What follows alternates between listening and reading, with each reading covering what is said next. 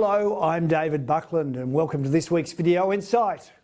When the global financial crisis got going in 2008, the US Federal Reserve maintained a very loose monetary policy all the way to 2021, with Fed funds rate not exceeding 2.5% and typically averaging around 0.5% over this 14-year period. There is no doubt the near zero interest rate policy pursued by the US and many other countries encouraged very poor fiscal behaviour, as the general thinking was that exceptionally low rates of inflation would last forever. There was a shock that was brought about from a jump in the rate of inflation and the cost of living from around 2021. Given the US Federal Reserve's target rate of inflation at 2% seems some way off, the question now needs to be asked: are we in an era of higher interest rates?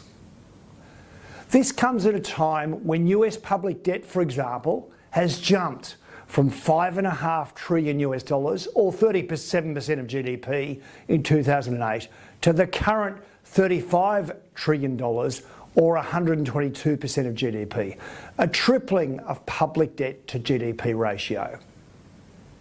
And this is at a time when the US recovery is running surprisingly well, with the unemployment rate remaining a little below 4%.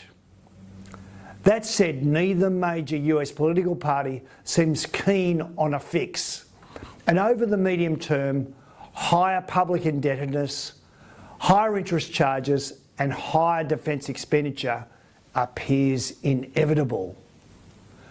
All governments needed to do was stay out of the private sector's way and let them innovate, according to well-known US investor Stanley Druckenmiller.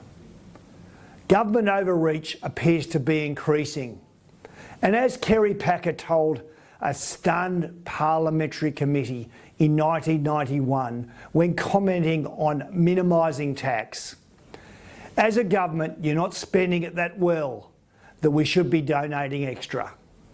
An insightful comment that remains as accurate today as it did 33 years ago.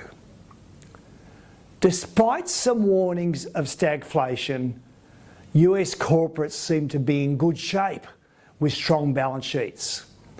Of the 80% of the S&P 500 companies who have reported their March 2024 quarterly results, earnings are up at least 5% year on year on 4% revenue growth. And 3 of the 11 industry sectors have posted double-digit earnings growth. That's all I have time for this week. Please continue to follow us on Facebook and X.